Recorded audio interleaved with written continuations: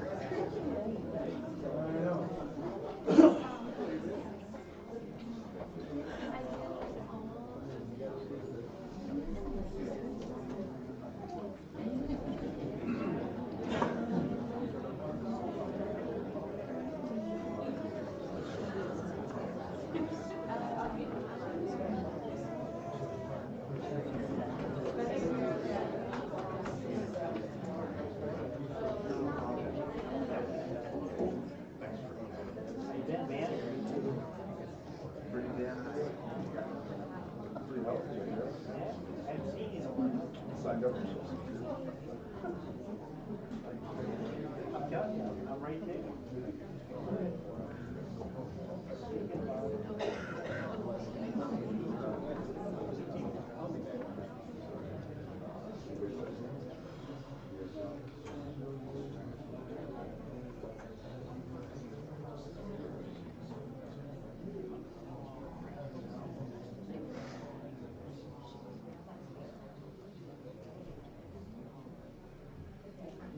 Take my glasses off so you guys all look blurry, so it'd be easier to not look in the face.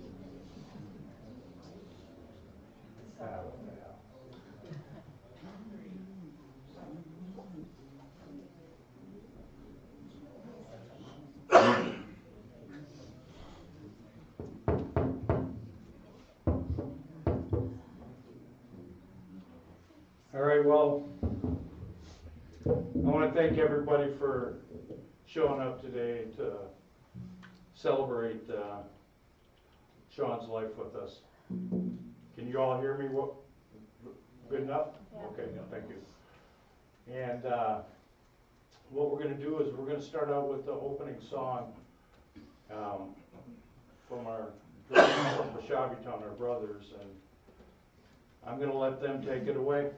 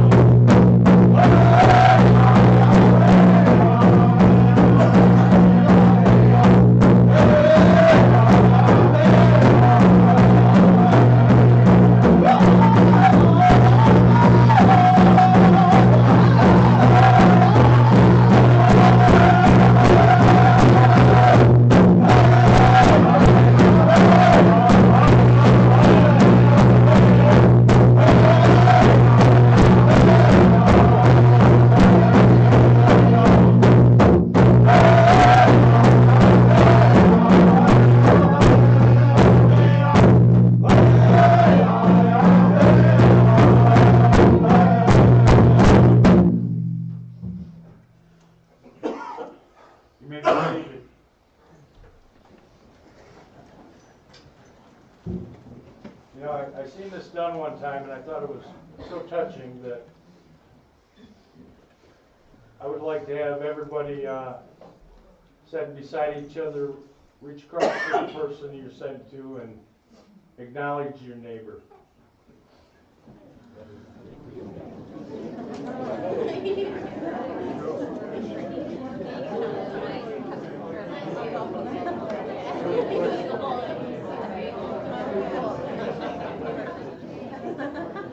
Let's not get a meeting going on.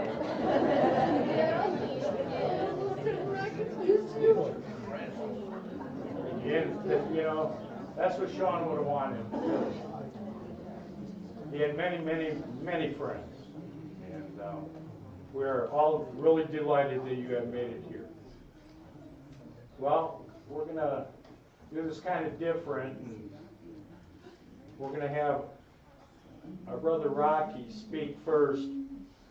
And then we're going to have Paul Rayfield speak second.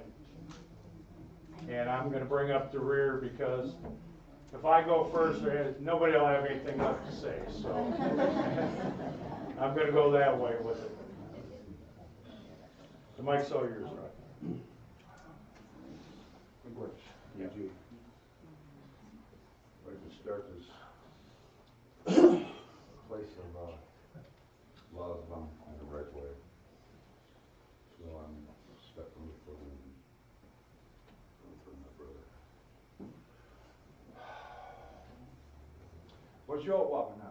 Niwi, Pashkinawi, Chinadawi, Magwich, Nagomaho. Bonjour, Shawanag. Niwi, Pashkinawi, Chinadawi, Magwich, Nagomaho. Bonjour, Ishpimak.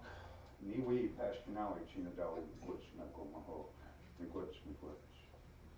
Magwich, Kiwade Nag. Niwi, Pashkinawi, Chinadawi, Magwich, Magwich. Welcome. Niji, I'm speaking your voice. Thank you. You know, I thought about writing things down and stuff like that, and I couldn't bring myself to that. And I says, you know, I'd speak from my heart. And when I met Shawn, he came home with a little package, and I finally had a little brother, you know. So that means Tim had two little brothers, you know, and so we carried on from there, and we started growing up on Red Pine Drive and in North Kent City a little bit there, and learned how to ride bikes and things of that sort. And, well, Tim thought it was pretty cool because he had a Stingray, and we just had two-wheelers for trailing wheels and stuff like that. So, you know, we were the cool guys on the street. But, you know, as time went on, you know, the bond of brothers, what we have, has been hard to speak of because it doesn't exist unless you live it. And that's the special bond we had when we were real little, you know, and when we got up to brother, we got another little package in the mail pretty much, and that was, you know, the love child there then, you know. So us brothers started out together in trials and tribulations, learning to love in the hardest of times. But, you know, when it comes down to our time together, I mean, that's probably kind of the special stuff that really we forget about. And the honor of, you know, being Shawn's brother and the things that we never really shared with people was, you know, walking the line every day. We're construction workers. We're 35, 40 feet in the air all the time. One wrong move on your foot, and there's death in front of you, or a broken neck or paralyzed for the rest of your life.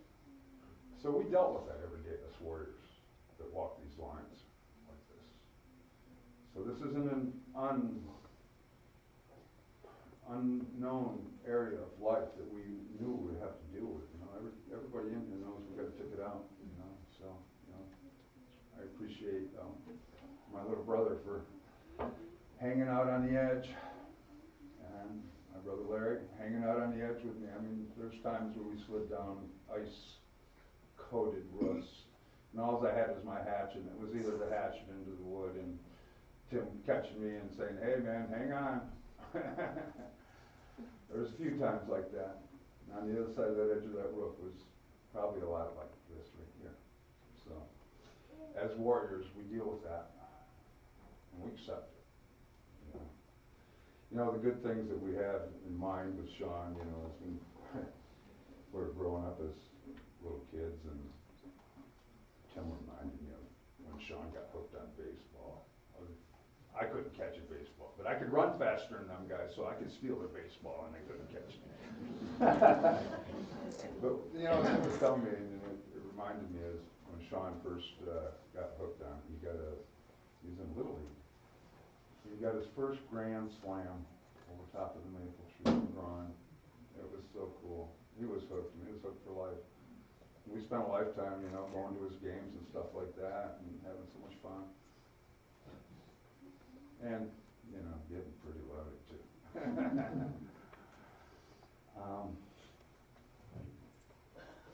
You know, I'm not in loss for words. It's the kindness of words.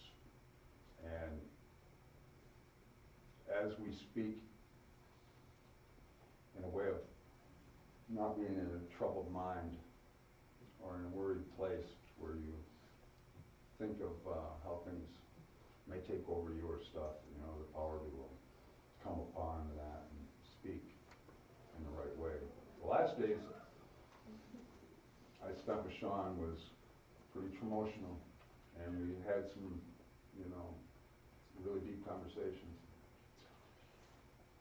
But the one thing I always appreciate, and I always say to my kids, my brothers, you know, I don't give a shit if they don't like it or not, but I give them a kiss and a hug and I say I love you. You know? People looked at me, even when I was in prison. This is kind of funny. My brother comes in prison to see me, and I give him a big hug and a kiss. Well, the other guy's in there visiting too. Guess what? I was kind of put on the sissy list for a while there.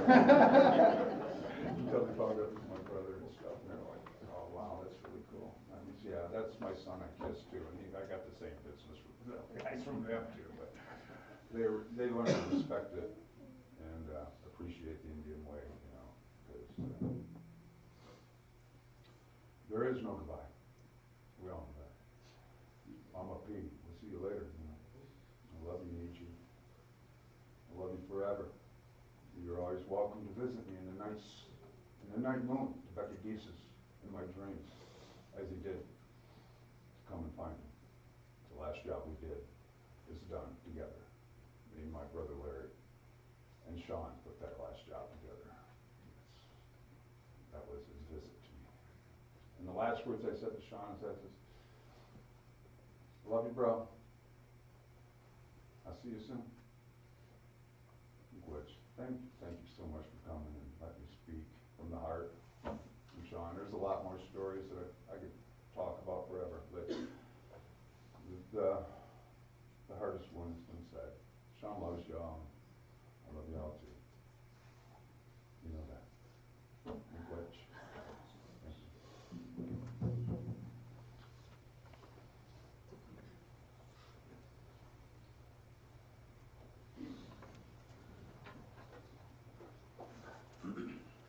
We do. Sure.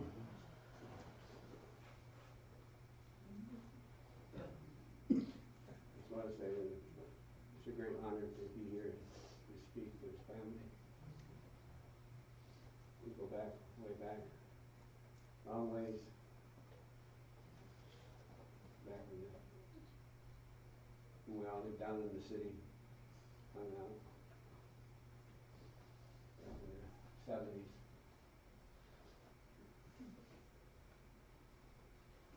Been these brothers, we've been family for a long, long time. We supported each other, you know, over the years. Been through some hard times like now. And I was honored to be able to come to the fire when they lit the fire.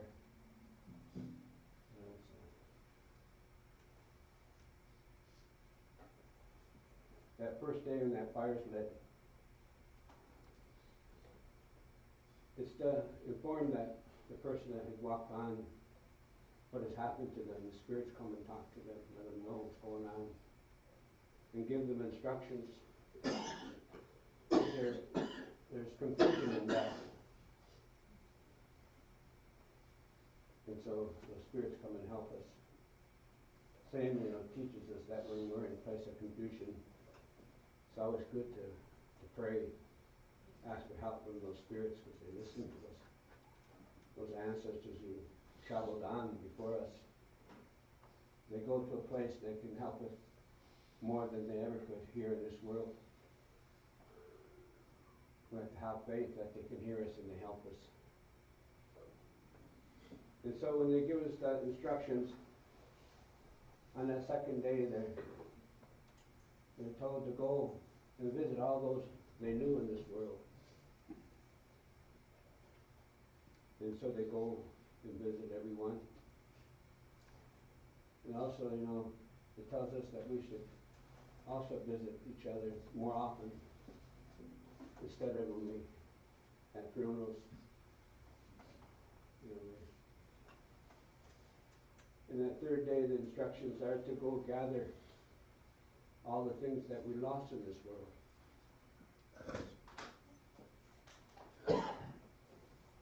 And those things can be anything from toys as a little child to lost friendships. And on that fourth day, they wrap that bundle and get ready to make that journey to the spirit world. And I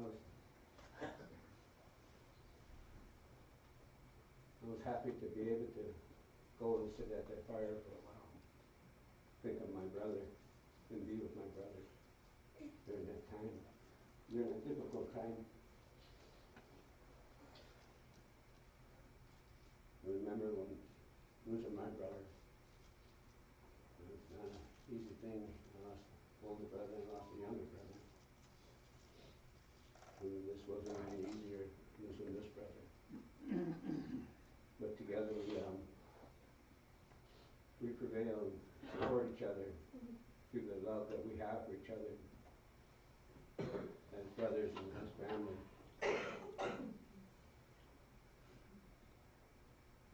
Shawn was a good friend. I remember the last time I seen him, he was struggling and told him I'd pray for him. We told each other at that time we loved each other.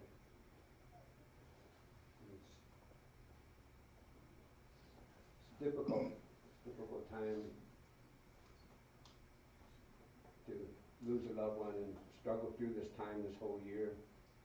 Think about, because when death comes to visit us, it's not just that death, but it's all the losses that we ever suffered, that we feel that comes at the surface right there. That the loss of our loved one brings the losses of all our life, all the losses we ever had. And it's overwhelming. There's so much that happens when death comes to visit, and it always comes out of season, that, it brings so much emotion. And we have to be careful at this time because we're struggling with the emotions and we lose our tempers because, not intentionally, just because we're stressed, we're hurting. So we have to think of kind words to say to each other, like Rocky was saying. Think of those kind words to speak to each other.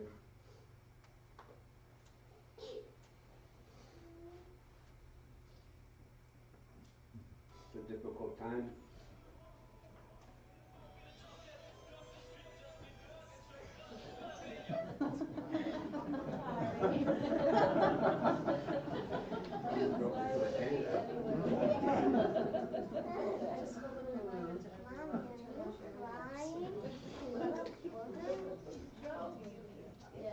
And that's the humor that we have.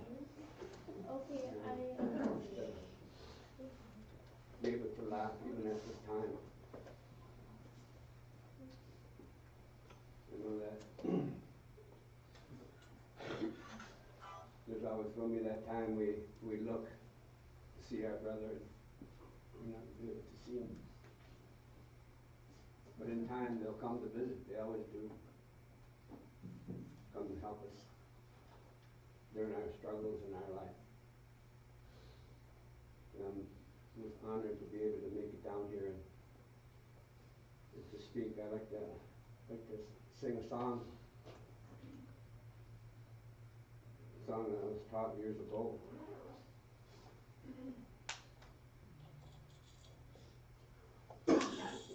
An elder taught it to me years ago. And it says that we're grandfathers were struggling, we're having a hard time here. Come be with us, help us through this time.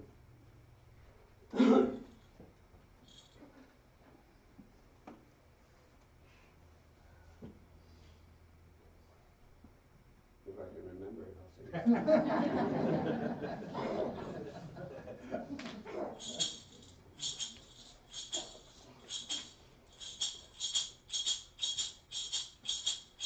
Yo,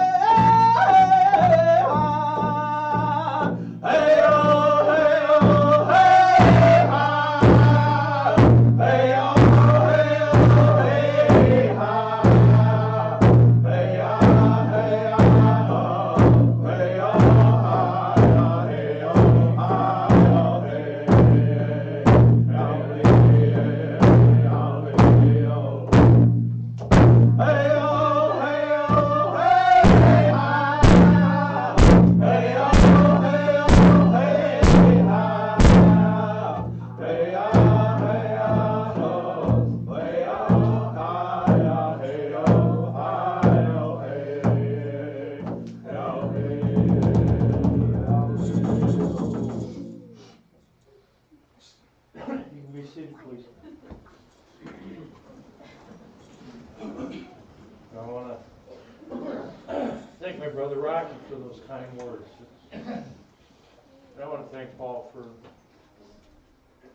those words of wisdom and those kind words. And I also want to thank the drum for being here, because that's just the way we roll.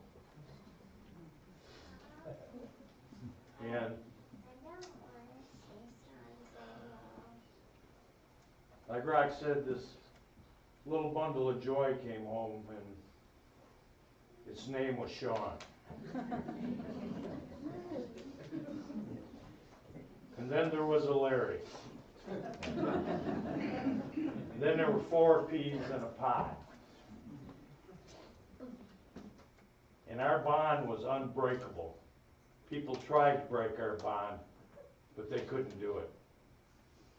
We wouldn't let them do it, because we were taught by our mother that your brothers, your sisters are going to be the best friends you ever had in your life. And I'm so proud that that was the way it went in our family, because I've seen families that brothers couldn't even talk to each other, and sisters couldn't talk to each other, and they just didn't have that continuity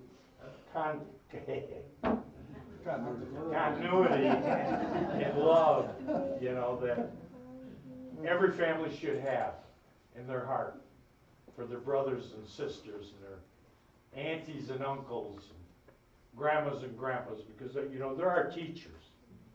The older ones, the older brothers and sisters are the teachers of their little ones, the ones that'll listen anyways.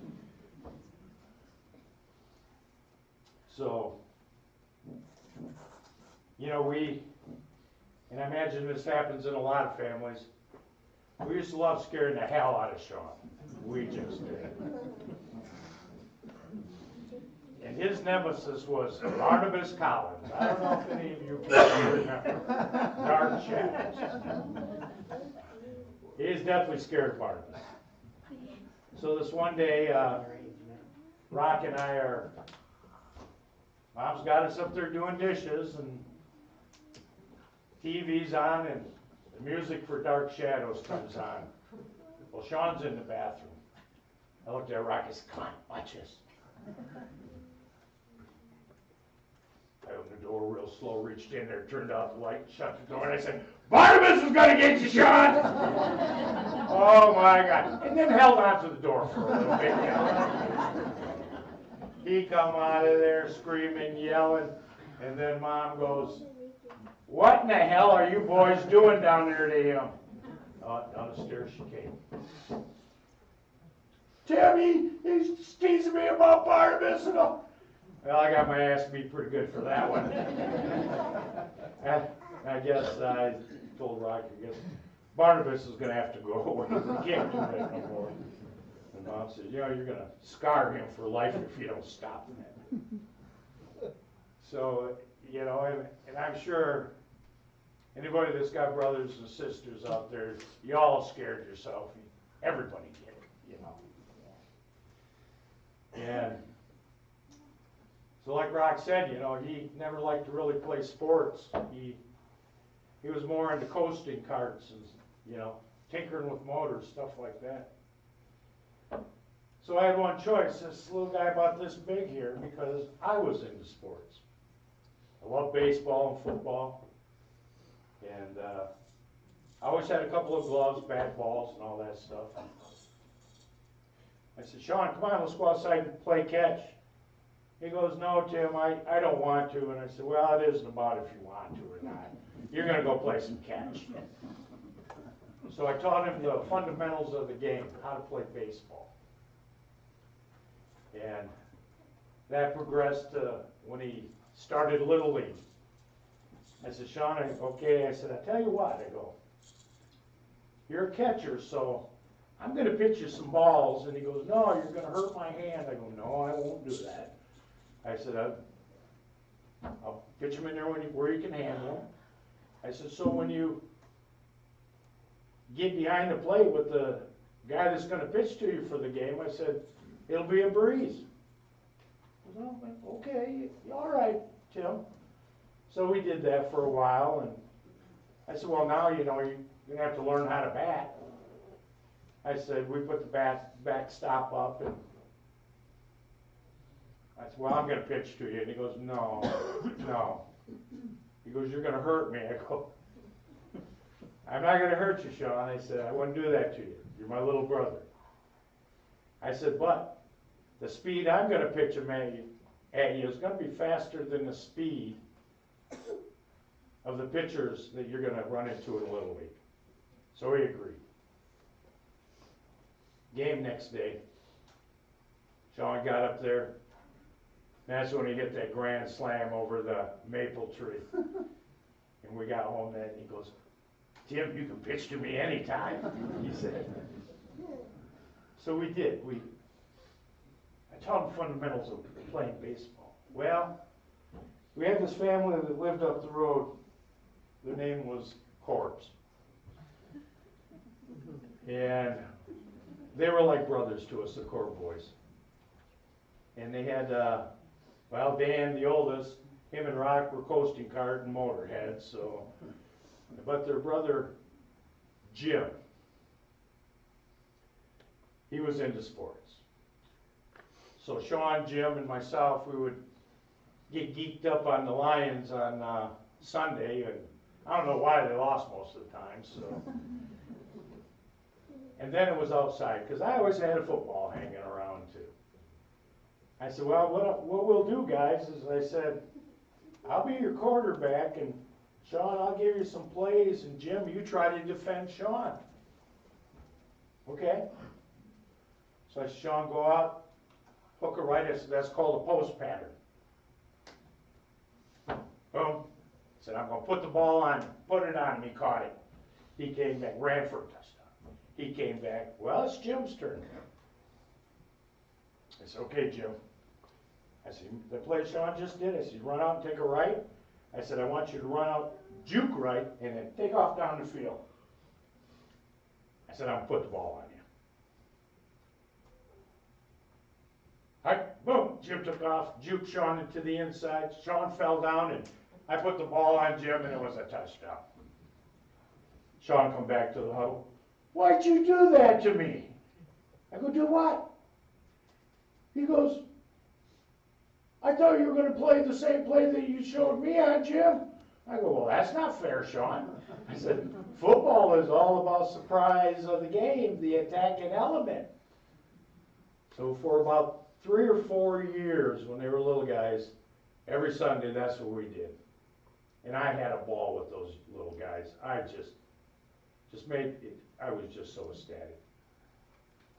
And Jim went on to play football for St. Francis, and he was a damn good football player. And Shawn played on the sandlots of Hard Knocks, you know, and he was good there.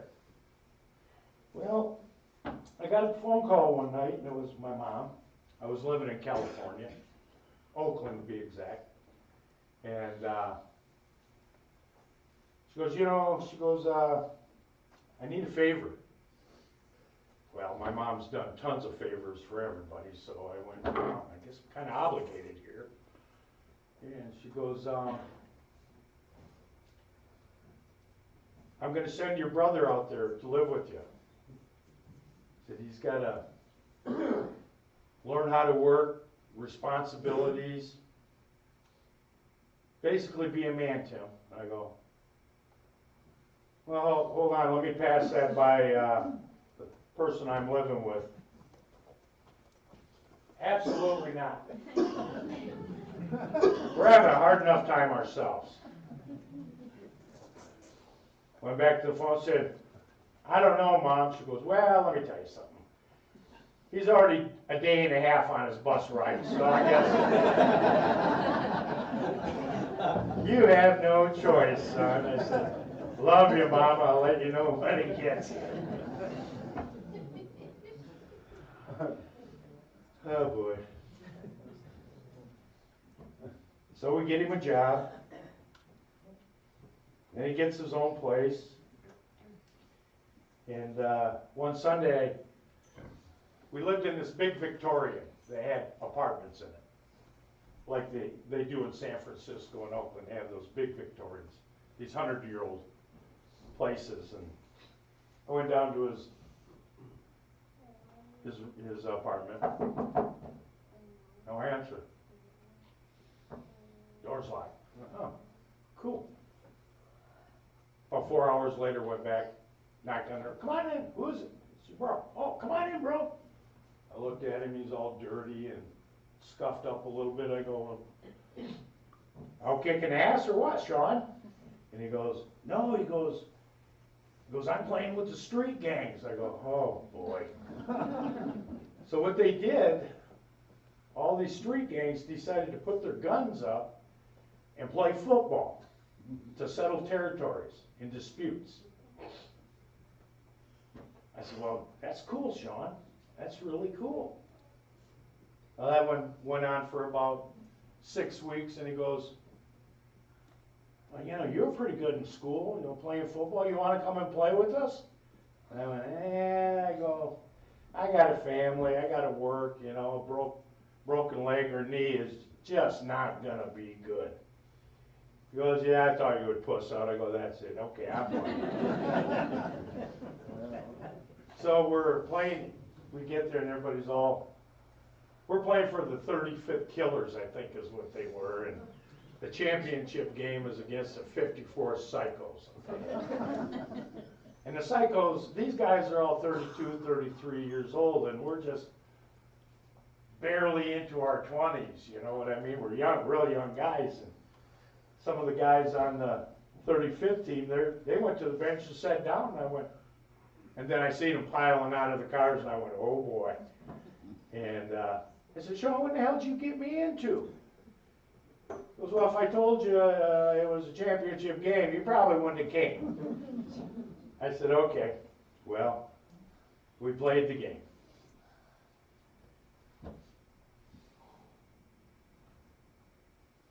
There were 3 broken legs, 2 broken arms, and 3 broken collarbones. Because we're playing tackle football, no equipment. And these guys are just hungry for blood. Well, everybody was, I guess, or we wouldn't have stepped on that field, right? So it came down to those guys that got hurt. Well, we were playing on Laney College's field, and that football team was practicing on another field while this is going on. Well, some of those guys came over to see what was going on over on this other field. Who are these idiots out there with no equipment on, beating each other's head in, you know? So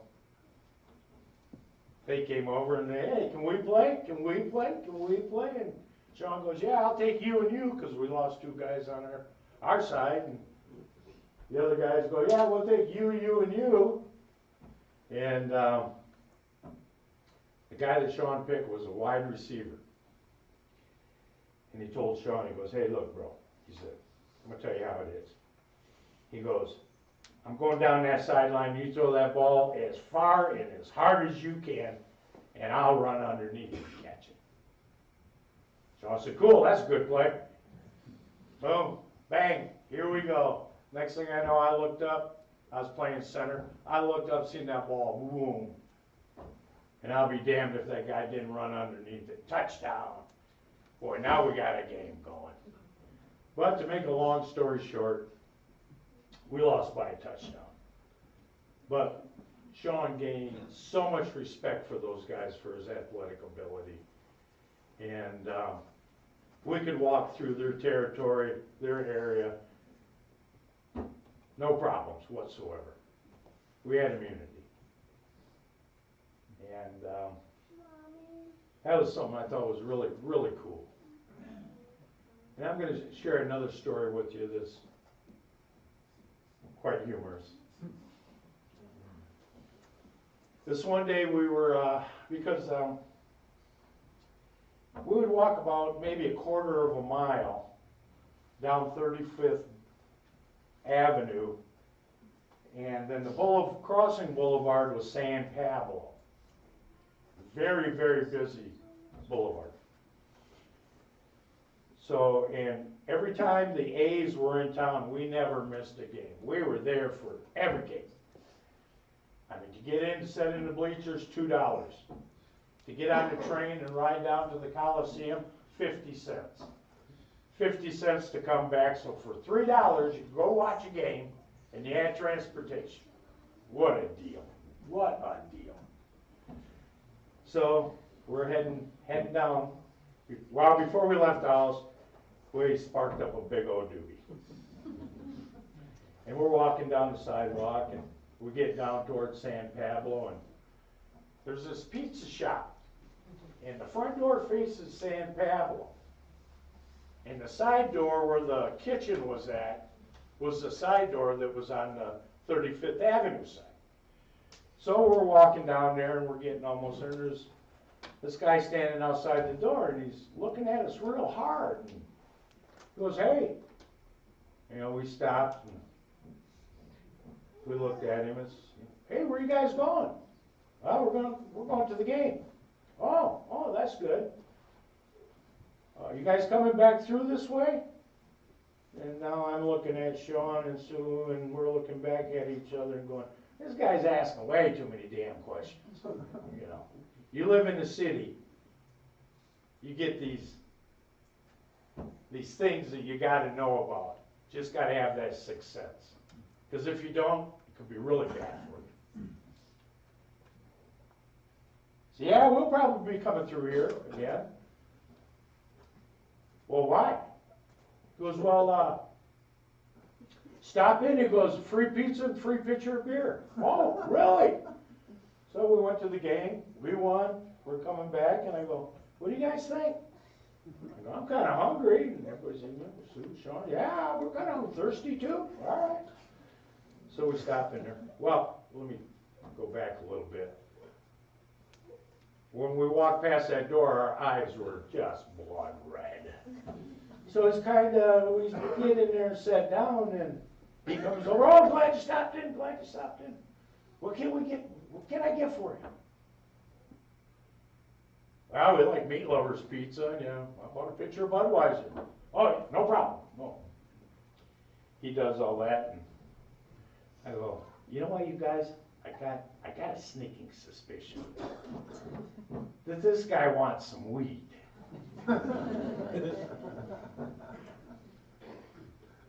So we got our pizza, and he goes, on me, free, no charge. So I happened to have a bag on me, and I went in the bathroom and broke off a big chunk of bud, and I said, is this what you're looking for? He goes, exactly what I'm looking for. Thank you so much. Every game you stop in here, free pizza, free beer.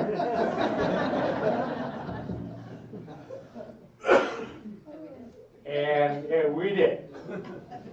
But there come a time where we just said, you know, this is, so, it's getting a little much, you know. And I said, his name was Raji. And he was from Egypt. And we stopped in there that one day, another day, and I said, hey, you know, this free stuff and all that, you know, I know I'm giving up a little chunk of bud, I said, but I just bought a sack, and if you want to buy it from me, I said, you can, I said, and we don't have to go through this little game anymore. He goes, okay, good. That's what I was hoping this would come to. So after that day, I wrecked a good thing. We had to start paying for our pizza and our beer. But, yeah, it was great pizza. Beer was cold, too, real cold. And we befriended him. Because that's, if we trusted someone, you know, you're our friend until, you know, you tried to cross us, and then you had hell to pay. And we befriended Raji, and he taught us a lot about Egypt and the pyramids and the Sphinx and all that stuff that I just never had a clue about. None of us did, really. Learning from someone who lived it to reading it in a book. And reading it in a book doesn't do justice, as we all know, about history. And we stopped back there. Raji's gone. What the hell? Well, it was his brother who owned the pizza shop. Stopped in. Where'd Raji go? Oh, him? Yeah. I caught him messing around with my wife, so he had to go. So that was the end of that. That was just a really fun time I, wanted to share with you. And my brother Shawn, him and I had a really, really good bond with each other. And we tell each other our dreams, our fears, our darkest secrets, because who else do you share them with other than a brother that you've been, tighter than peas in a pod with all your life? So we did, and when he was young, I told him, Shawn, should have went to Hollywood. I said, became a movie star. I said, because you probably could have given Brad Pitt a good run for his money. But he had a different calling, and it was a family. And so we raised his family, and us four brothers have always been rebels, as you all know. But our rebelness was for a good cause, for unjust things. That's what we were taught by our mom. So, Shawn, he had a coworker that got fired for using cannabis when she was dying of brain cancer. Her name was Laura. Shawn came to me and he said, you know what, this is so unjust, Tim. I can't believe that they're doing this to her after so many years of service, yada, yada, yada. I said, what are you going to do about it, Shawn? You think you want to do something about it? He goes, I sure do. So what do you want to do? He told me. I said, well, I said, there's this thing called an amendment, Shawn, to the Constitution. And I said, all we got to do is get the right people to write it out. And when they think that you're coming in the front door, you're coming in the back door, and they won't even expect it. So it took a few months, and the next thing you know, we have a thing called Laura's Law. That anybody who works for the tribe that has a medical marijuana card will not be fired for testing positive. Yeah, and I thought that was just one hell of an accomplishment. And I have another brother, Rocky. Rebel at heart also. Well, he got pulled over and tested positive in his blood and got thrown in jail, and they were going to run him through the ringer. And I said, Rock, I said, what are you going to do? He said, I'm fighting this, Tim. This is BS. He goes, you just can't do this to people. There's a law now. Well, it went to the Supreme Court, and the Supreme Court ruled 5-0 in favor of Koon. And you never get that 5-0 ruling from a Supreme Court. But he did. And we went, well, we all have that little bit of rebel gumption that if something's wrong, if we have the ability to fix it, we're going to try our damnedest to do it. Then I have a youngest brother, Larry. Larry comes to me one day and he goes, Tim, he goes, you got to get on the Natural Resources Committee with me. So, oh. He goes, yeah, we're going to fight the 1836 treaty for our inland hunting and fishing rights that they're trying to that they took away from us. They, the state. I said, Larry, I'm up for that. So, 10 years later, we prevailed in court. We were granted our hunting and fishing rights, and it was a very, very happy day for us. But that's just the kind of people we are. If we see something like that we think we can have an impact, then, well, not only Larry and I on that committee, there was several people on that committee that we all had the same mindset. We were going to win, and that's all there was to it. And we did prevail in court, and it was a great day, not only for us as a committee, but for our people too, and our tribe. So, all I can say is that my little brother, my confidant, my friend, not only a brother but a friend, I'm going to truly miss. And I know he'll come back and see me someday, but about 2 months ago, I'll end with this.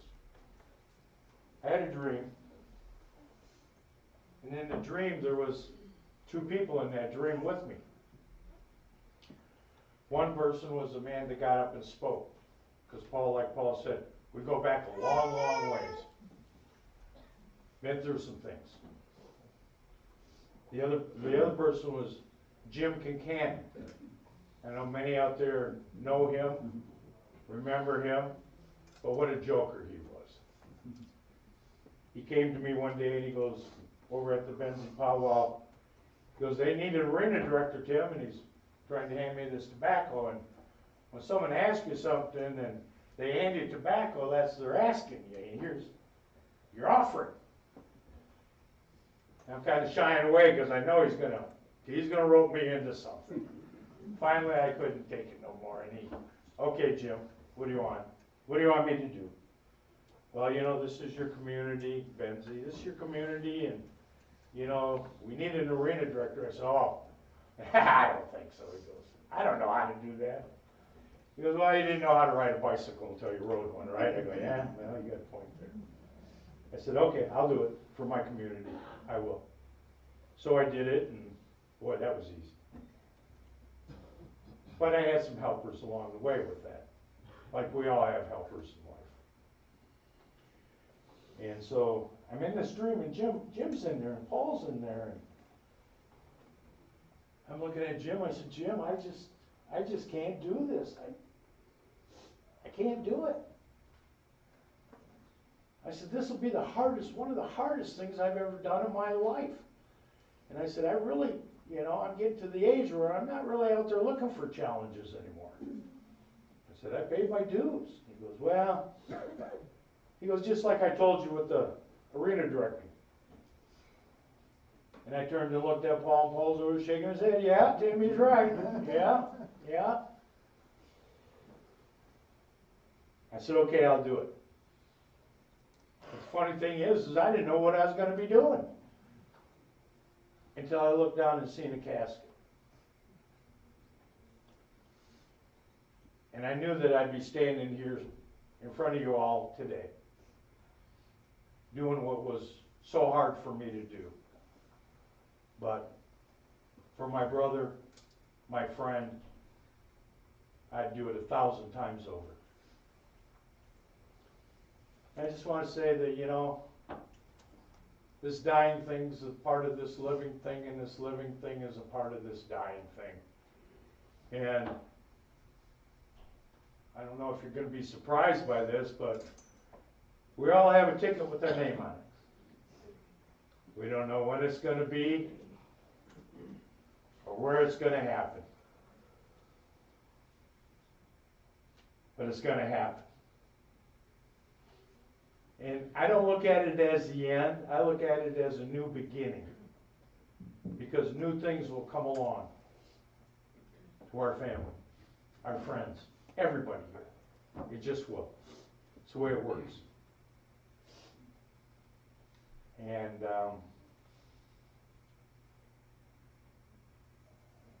being scared of dying, I guess, is, you know, only natural. But if you have the Creator in your heart, you were good to people, tried to help your fellow man, your fellow sister, and helped wherever you could, and was good to people, smile, say hello. Don't walk around with a frown. Some people do it all their life, never understand they're doing it. But if we catch ourselves smiling at somebody and saying, bonjour, hello, Ani, how you been? You know, it just makes that day a little bit easier to deal with. And what I'm going to do now is open the mic to anybody who would like to come up and speak on Shawn's behalf. The mic is open, and we'll keep it open for a while.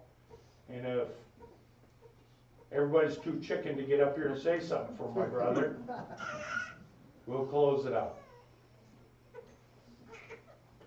The mic is open.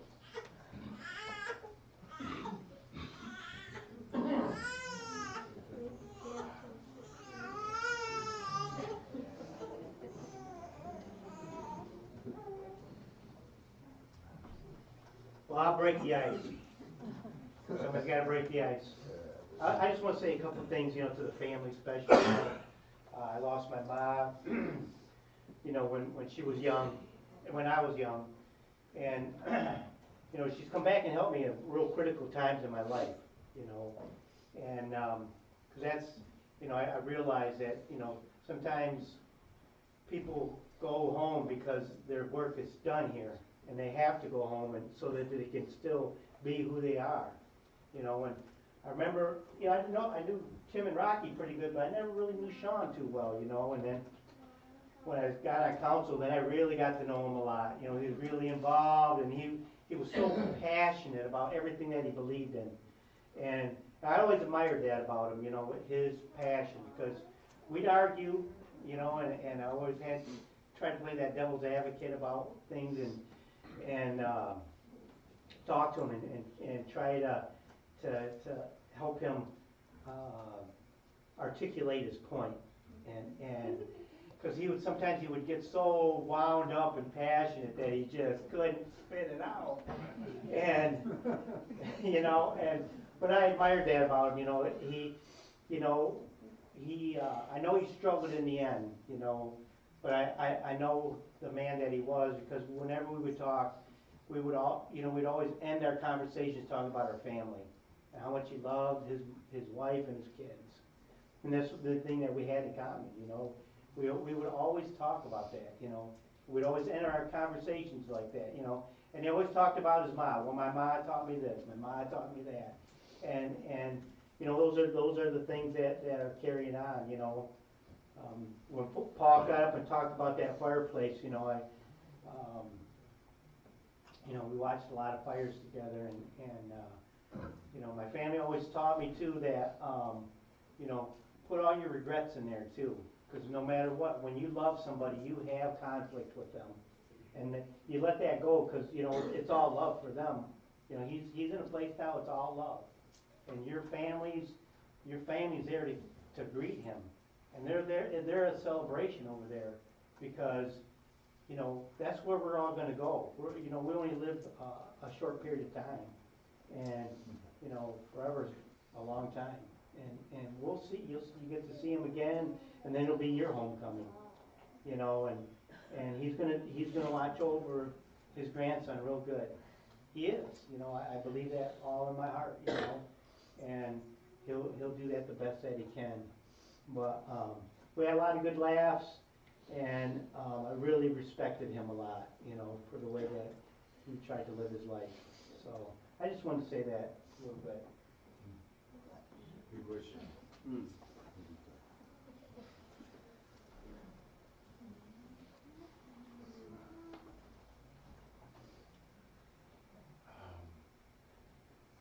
It's nice to see a lot of family and familiar faces. Not a very elegant speaker.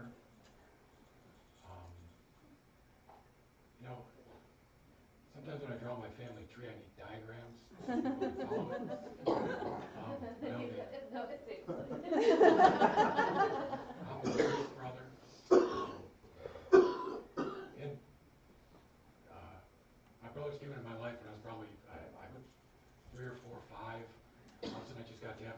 brothers, you know.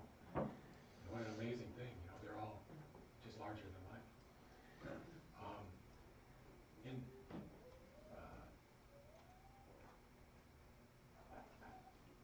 I never thought I would go to one of my brother's services, you know. Never thought that would happen. I miss Shawn. Some of the things I was thinking about, hearing about his life and seeing all these wonderful pictures, I mean, just the kindness of Shawn, how he cared about his family. I was fortunate enough, I was probably 16 on Fouch Road when Sherry was born, and watching him become a father, and the joy then. So, I mean, it's hard because I'm going to miss him. I truly am. When I was probably 15, I was really struggling. And I called, I can't remember if I called Rocky or I called Shawn, I can't remember who it was. They came down to North Grand Rapids and picked me up, brought me north. Was it? Got to live on 633 and be adopted by Joanne, which, you know, an amazing thing, you know. The thing Tim talked about family, because I was out there, AIM was there when my mom died, and I got the family of my brothers, and it was really important. So I'm just gonna, since I found out about Shawn, you know, it's hard. I didn't want to come today because it made it real. Before I came here, I could just think, you know, there's another hunting trip with him. There's another, like Tim said, it's part of life. So I just want to say how much I'm going to miss him.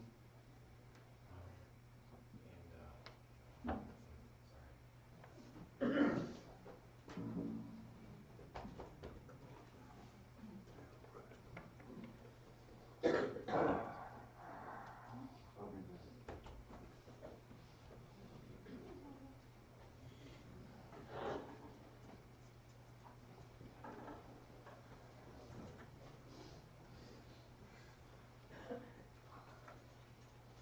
Hello, my name's Misty, and I'm the worst public speaker in the world.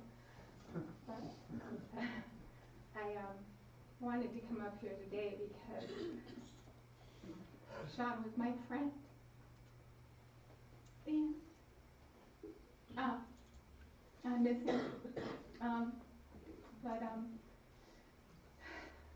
What I wanted to say about Shawn is that Shawn was always up for a challenge, and he was going to beat that challenge, whatever it was. But what he talked about most in this life, and a lot of people forget, is that how important family is. And he talked about his kids nonstop, almost everything that came out of his mouth. My kids, my daughters, my son, you know, it's and it was always about his family, his brothers, and that unbreakable bond that you have that you should never take for granted, because nobody's promised tomorrow, and that's why we're here today. But Shawn always talked about the tribe and all of the things that he was involved in the tribe, and he brought one of the elders' son to me and introduced me to one of the elders' son, and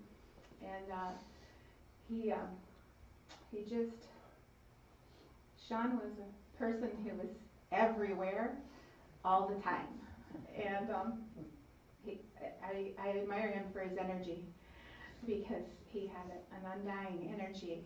And so with that undying energy, I am absolutely sure every one of us in this room today can feel Shawn's energy, because it's still here.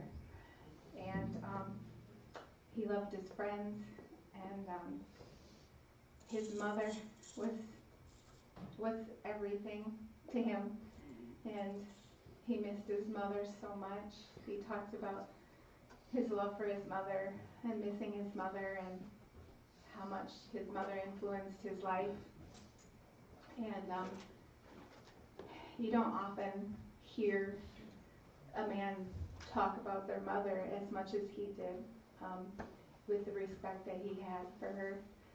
And I feel that he's with his mother, and he's doing the things that he was missing so much, doing with his mother now. And I'm just proud to say that he was a friend of mine, and all of you today here had to have at least special memory with him for you to be here today. And I know he would appreciate each and everybody being here to honor that memory that they have with him today. And I look at these pictures, and what I see is a life well lived, and a life that was enjoyed, and that unbreakable bond that he always spoke of. And I just want to say, I'm going to miss Shawn, and he is ever so present, and I have seen him since he has left his earthly being, and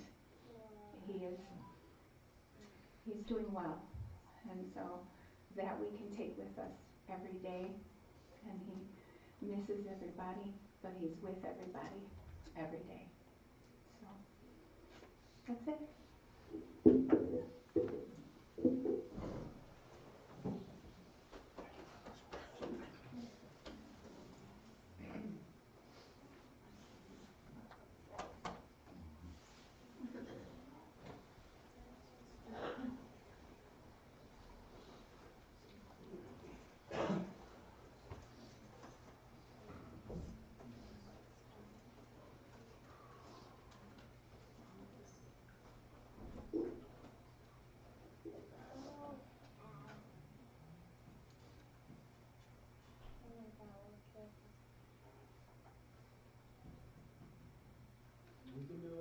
Shawn was a really good friend of mine, but more of all, he was like a family. He was like a brother.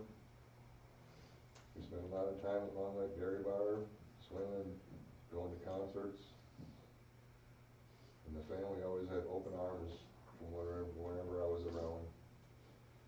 It was kind of a joke. He'd always come up and give me a big hug and say, "A brother from another mother." So, haven't taken the DNA yet, but it's been going on for many years. Could be, but the family's always open arms, just like I was one of their own. Love you guys. Heart goes out to you. Thanks.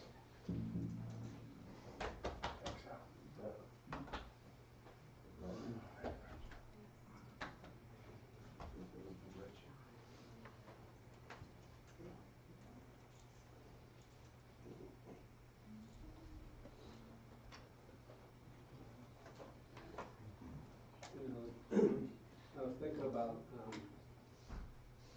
when I got that call to inform me about Shawn. And you don't want to hear those things, eh? And I'm not a religious man or anything, but I pray every day, and I pray for this family. I pray for Shawn that things will be good. And as I was told what happened and where he was found, and what came to me at that time was that in that struggle that he was facing the last few months, that he went to a place where he was happy, where life was good to him, back on the land where he grew up, and he needed that place, and where he is now, you know, I was there, you know, when his father died and his mom died, and they were good friends of mine. And there's an old proverb that says, life is fatal. And once we're born, we know that. And, you know, they lit that fire over there, and it burned those 4 days. I want to sing a song, and it's a fire song, but it also talks about, there's meaning to that song is that we all have to tend our own fire, eh? It's what we put in that fire that makes it either shine or it makes people draw away from how we tend our fire.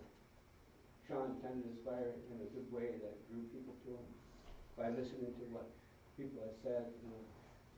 And we need to tend our fire so that it draws people to us, brings them around, and makes them happy when they see us, and not a fire that's raging.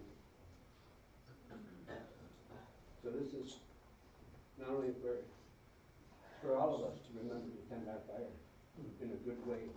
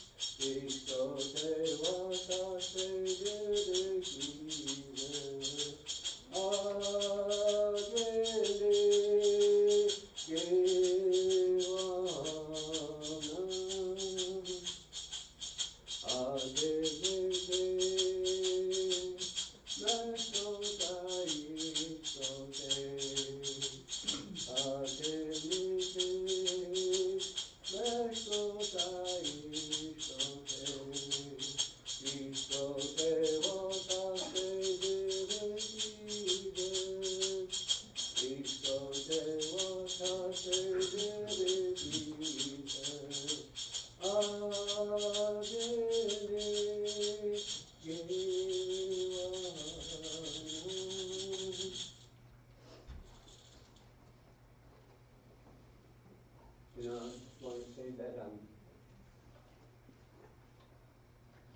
was said before, you know, this will come to all of us at one time. And it's how we walk in this world, is how we embrace death. We should embrace it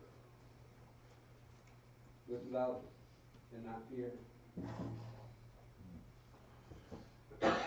And knowing that we're going home, to those, our families that have gone before us. You know, just recently I've been facing death. And I realize I'm not afraid of death.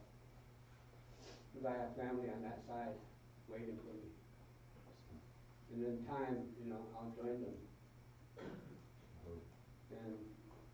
But I have work to do here, and I need, you know, and live a good life, and be kind to those that I greet every day and think about.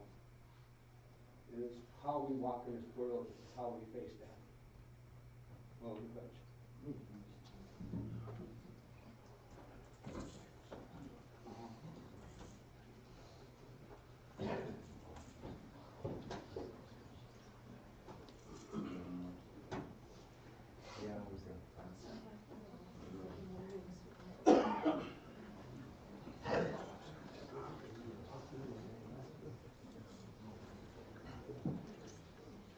Bonjour, my name is Percy Bird, and I may have not known Shawn as well as some of you have known him, but I'm just here really struggling with this loss.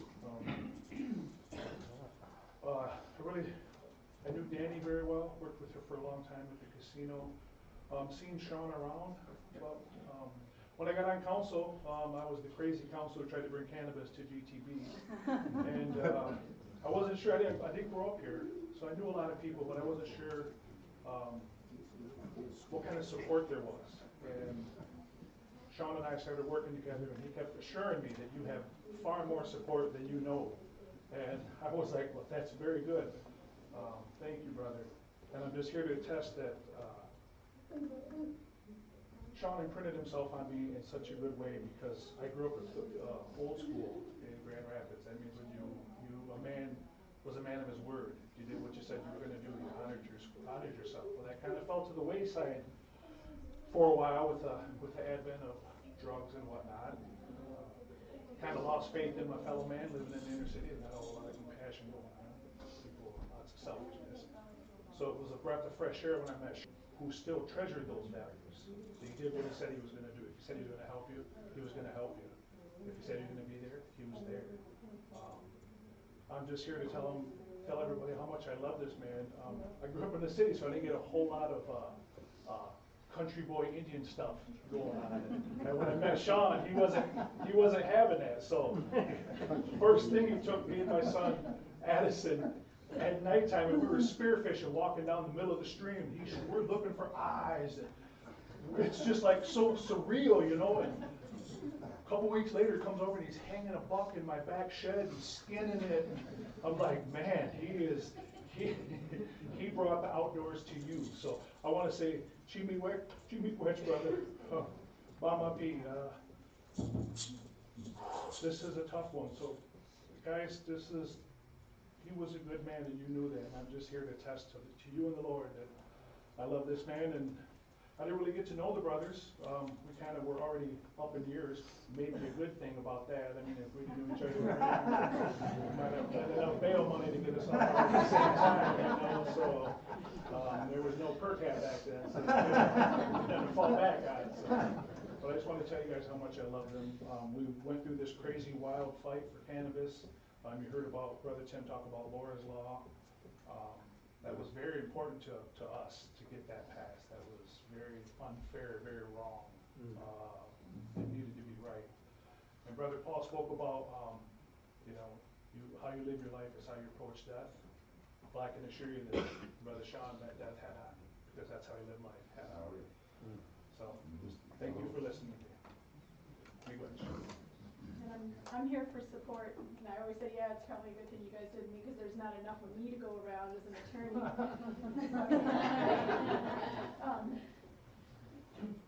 For several years there, we were family, and Shawn was still our brother in so many ways. We had such a good time, whether it was, fighting for cannabis or trying to start a business. Or riding down Vegas on the Las Vegas Strip in a big limousine. There was a cute picture of us up there. Yeah, we traveled together, and we had a great time. And but it's true what everybody says. The most important thing to Shawn always was his family. he loved you guys so much. That you guys were, all of you, every single one of you, he talked about you constantly. And that was so beautiful to see. It was such a joy to hear him talk about you all, because no matter, where you were at that moment in your lives, the love that he had and the solidarity that he had was so clear, and it was so prevalent. And an example, for everybody. He loved you all so much,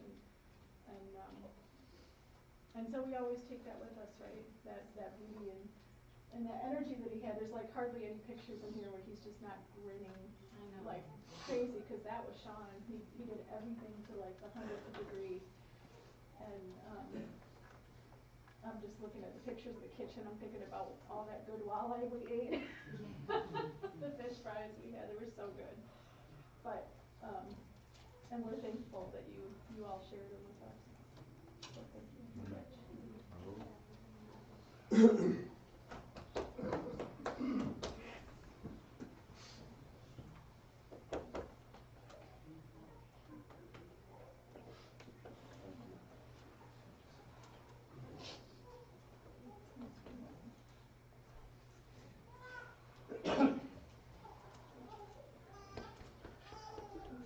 Wow, wow.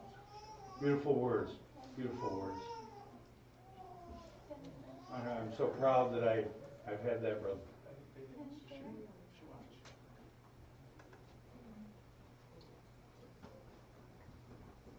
Sorry about that.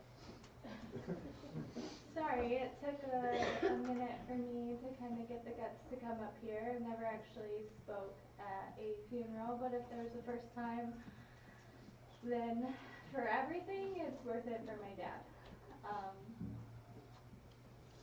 It's very comforting to be in a room with all the people that knew and loved my dad's spirit at a time like this with losing him. I always knew I would lose him, but I never knew I would lose him this fast. And I, as always, wish I could have, one more conversation or anything like that. So that would be my dad, by the way. If my dad was here, my dad would be the one with the phone going off. Don't feel bad whatsoever, because that's him. That's his spirit here, just giggling and laughing over it. My dad was so passionate and so special, and I think one of my favorite. He was my protector, and I never once doubted that my dad would have my back. Even when I was wrong, and that's pretty typical of a parent, but he really stood true to being a father and taking that role very seriously with us kids. And my dad was always the dad that was kind of the bonus dad for all my friends. Like, everybody loved him so much that, I have a friend that lost her dad, and I remember saying to him, and my dad was standing right there. I was like, well, you can have my dad, like my dad has enough love for me and for you. And it was always true. I mean, even to this day, I have friends that have come to the funeral today because he just touched every single person that he came in contact with. And I'm really gonna miss his insight. My dad was a very, I didn't quite realize it until I really grew up and got into the world, that not everybody is as insightful and self-reflects in a way that my dad did. And my dad was his own biggest critic, but it was also made him just the person with the biggest heart in the room at the same time, because he could really empathize really well, and he could sit there and walk through why someone would have done something if there was a circumstance that made him, he just had this amount of empathy that is really hard to come by. And I always enjoyed having those talks with my dad in the morning, because we would wake up in the morning. I lived with my parents for about 7 years in my adult life. with some circumstances, but in the morning we would wake up and we would sit out in the living room, and it would be me, my mom, and my dad, and we would have these deep conversations, just the deepest of conversations, and it happened every morning for 1, 2, 3 hours. And it took me a long time, once getting out of that space with my parents, that I realized that that does not happen in other spaces. And that's really something that is a gift that my dad had, as far as being able to sit down and meet somebody where they were at, but at the same time use his gift of where he's been and telling his story and how he feels like he can help you. And for a while, when my dad worked at the casino, I remember he worked there for 10 years in the grounds department as the manager, and I remember there were times where coworkers would come up to me and they would refer to him as, Dr. Phil of the casino. He was the guy that you went to and you ended up just venting for an hour and just sitting there and talking and having this heart-to-heart in the hallway, and you kind of just forget where you are, and then you realize you're at work. Oh, we're getting paid for this, okay. So he really resonated with a lot of people, and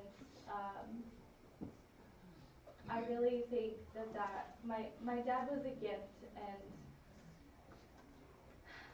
sometimes it's hard to realize, what a gift you have until it's gone, and then once it's gone, you really realize how precious it is. But I actually have always had this thing where I like to save voicemails from my loved ones. And I have never been more grateful for making that decision years ago to start saving voicemails. Because now I go through my phone and I have just voicemail days after days of, hey sweetie, I love you, I'm on my way to work, I hope you have a good day, hopefully I'll see you later today. And I can just sit there and go through that and listen to his voice, and it still feels like a part of him is here. So if there's anything you ever do with any of your loved ones, just if you're someone like me that likes to hear their voice, because that to me is so incredibly unique and individual to each person, and being able to hear someone's voice after they pass feels like gold. So make sure you do that for yourself, because being able to do that still allows me to feel like my dad's still here. My dad was my support person in situations like this, so coming to a situation like this and not for my support person and not having him here for me is really difficult. But I like to think he is happier with his mom. Having a son of my own, he actually turns 3 months today on the 11th. He turns 3 months, but he never got to meet my dad, but I like to think when he was looking at the pictures, he recognized him, and he's seen him before. But my dad,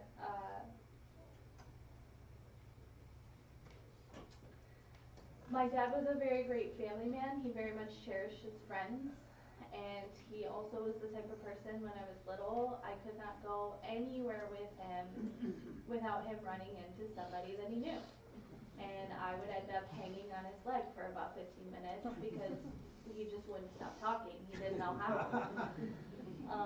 Which was a good thing, but and in the blessing of having all you here today, I'm sure that he is smiling and very grateful that you made the time, you made your way out here, and that you showed up for him, because he never second guessed showing up for anyone else, and he was always more about he was even more so about showing up for others more than he was himself. So thank you on behalf of my family. They can speak for themselves, but thank you on behalf of me for coming today for my dad.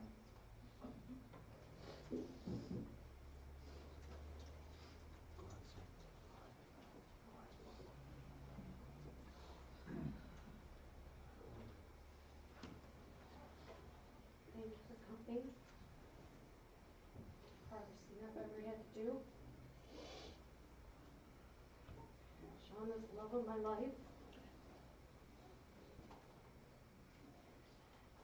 You can see, we let him live to the fullest as best as we could.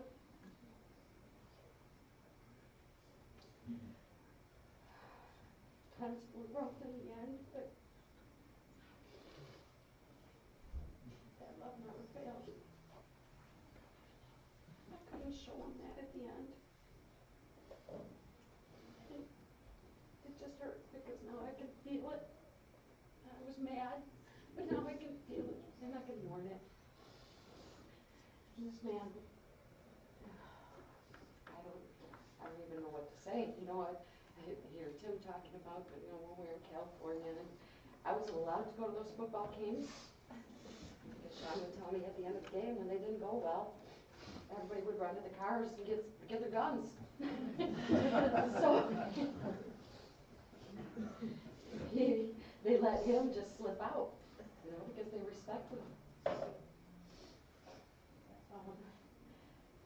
Dwayne talking about when he was 16 and he was living with us up there, that was Shawn's heart. When Dwayne needed help, we went and we got him.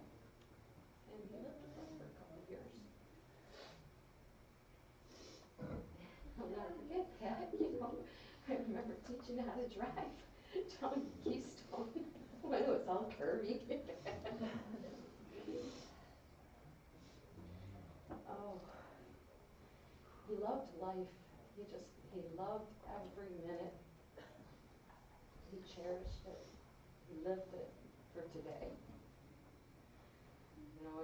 I knew, I'd be working and I'd get an email about some concert coming up, and I knew that I could just go there and I could get the tickets and put it on his calendar, and he'd be like, okay, we're doing this. And we did. We loved to go to these concerts. It was, I loved seeing that video of him on the edge of the mosh pit. That was like the mosh pit just started. He only did it a few times, but, just for the experience, he just wanted to do it. Say that he's been in a mosh pit. And I can say I did too. I think Danny took that video. She was on the edge of there too. Oh, where to begin? We had 40 years together. How do you summarize 40 years?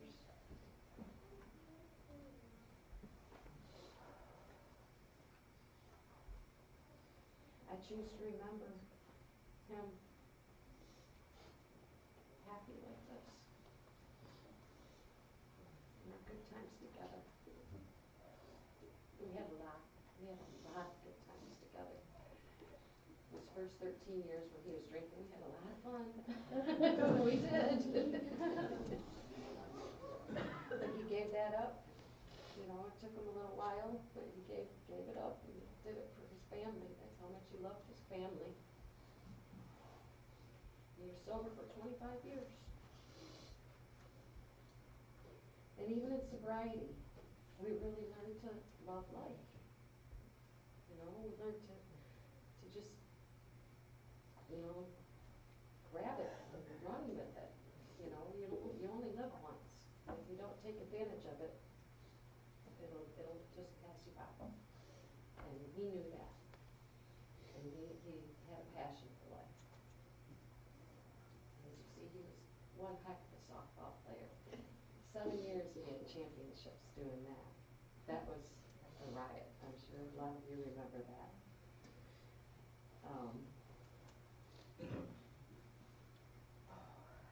His time at the casino, he had 10 good years there. He just loved working there. He loved the people he worked with.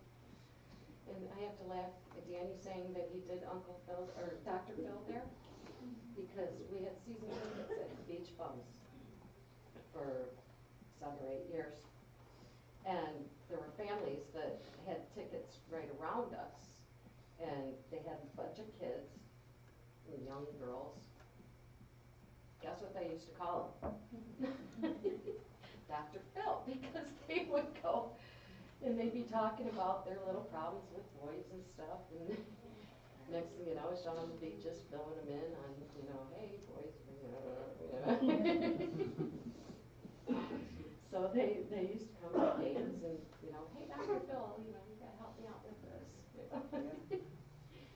I'm friends with some of them on Facebook, and they're very supportive about this. They've all moved on to other towns and stuff.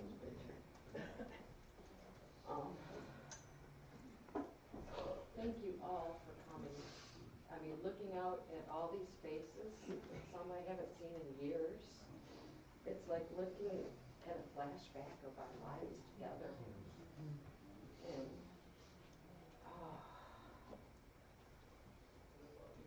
it's just,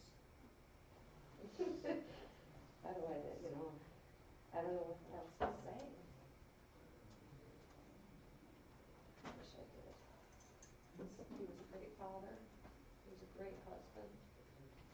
I loved him dearly. He loved me.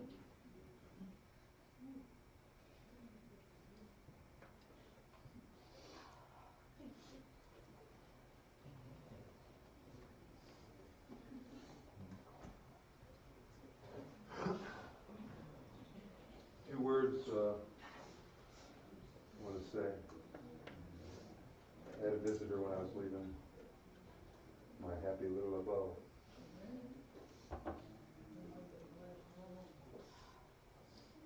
Remember me to the living. I am gone to the sorrowful.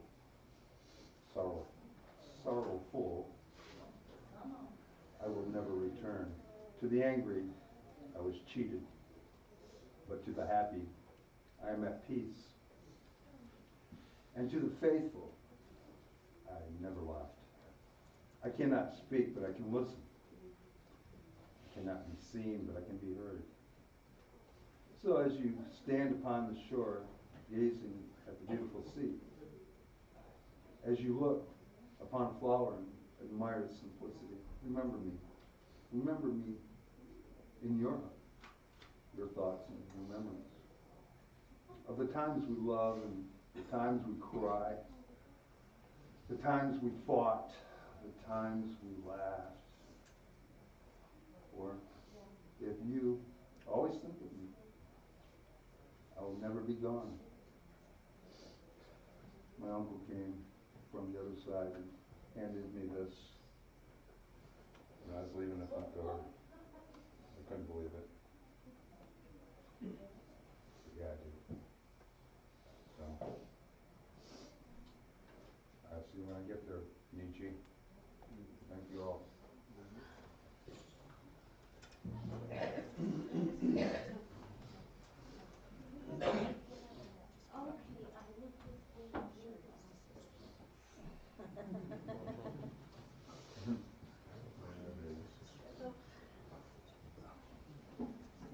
My dad was my protector. I loved him so much, and it's so funny because it's really hard for me to speak in front of crowds of people, and Dad would always just tell me to suck it up and push me out there and say, don't be scared, they're gonna love you. And that's kind of how he lived his life, was with love. He had so much love inside of him, and he was always stinking busy. So anytime I needed to talk to him, I'd call him, and sometimes he wouldn't answer, but he'd always call me back. I have so many great memories with him, so many bad memories. I have all the feels about his death, but I've come to a point where I realize that's not what Dad wanted.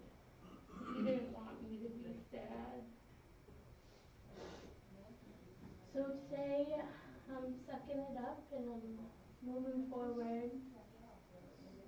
And now I just have love in my heart, and I'm grateful because it's all for Dad. It's all because of Dad. And Dad, he would tell me things like, if you don't do it now, then you're never gonna get it done, you know? He would go and he would do things, and it would end up so good. Okay, I don't have anything else to say other than thank you guys for coming. It means the world to me. I have something to say. Shawn has a great-granddaughter that's being born as we speak here.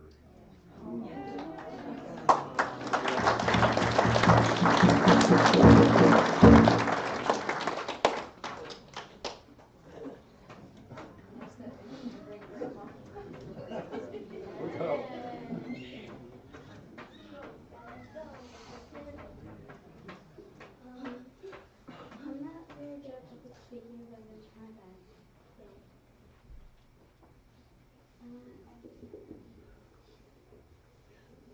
My grandpa, he was.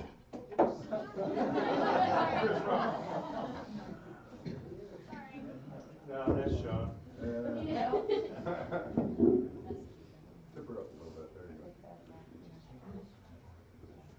There you go. He was a great man.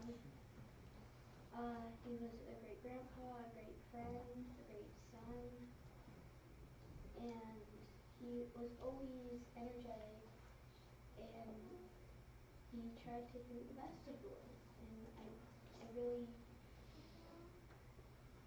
that's something I really respect about him. He always tried to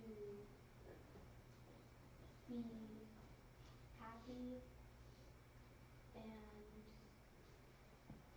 because you never know when it's gonna end, but he's probably up there with his mom right now, happy too, because he gets to see his family again. Either way, he was always a very happy man, great man, and I'm proud he was my grandpa. That's all I want to say. Thank you. All right. Should I get up or anybody else? I'll try one more time. Well, that pretty much concludes, but as you can tell, Shawn and I were great Raider fans, and we loved the Raiders. Having lived in Oakland and they won a Super Bowl out there, that was a hell of a lot closer we were going to get with the Lions. So that may change this year, I hope. So, other than, I guess, in closing, is I want to say that Shawn, he was hunting and he just wasn't having much luck at it. And the blind I had, I usually took 2 or 3 or 4 or 5, maybe 6. And I said, Shawn, I tell you what, 3 days before opening day, I said, I'm going to have you set my blind. He looked at me, he said, bro, no way. I go, yeah, you're going to set my blind. I said, because I want you to harvest an animal. So, this field over here on this side, it was pines that were all cut down, and there's a ravine that went around. Shawn's over here on top of the hill, and about 8 o'clock in the morning, I looked, and here comes the 6-point, heading right for Shawn. About 15 minutes later, excuse me, pow! All right. I told him, I said, now Shawn, wait there, don't jump out of there, because sometimes there's 2 or 3 that go through there. He goes, okay, bro. So about 2 hours later, I look across the field. I'll be damned if there isn't another 6-point coming. I pulled up on it and went, I'm going to let Shawn have it. So 5 minutes go by, 15 minutes go by, 2 hours go by. I go, yeah, something happened. So I snuck over to my blind, and the back of it was covered. All you had is this window in the front with a rubber door. It was just a flop door. So I snuck over there and I Barnabas Collins one more time. Flung the door open and said, "What the hell are you doing, Shawn?" He about shit his pants, right? I go, "Did you get him?" "Oh yeah, he's right down there, Tim." I go, "What about that second one?" He goes, "Well, I was looking that way so much that when I finally turned and looked, I seen his ass go over the hill." I said, "Well, I told you, you got to keep your head on a swivel here because it can be really a lot of traffic here." So I said, "Well, let's go get him. Let's get him field dressed and get him out of there." And we did, and after that day, that next season, it clicked with Shawn on how to hunt. But when he took that first animal, I said, "Well, you know the program." He reached down, grabbed that heart, took a big bite out of it, blood all over his face.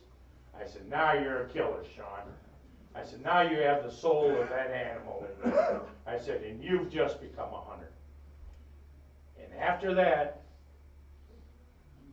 watching Mr. Camo with these deer, you could tell he loved his hunting.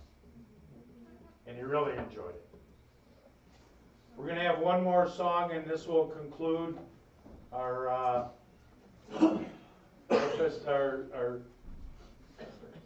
celebration of life for Shawn. And I want to thank everybody who came. Like everybody has said, you know, we're truly blessed with our brother Shawn, confidant, friend, and brother. And that doesn't come along every day. But not only Shawn, but with all my brothers. From Larry, Dwayne, Rocky, myself, and all my nieces and nephews, all my cousins, and all of our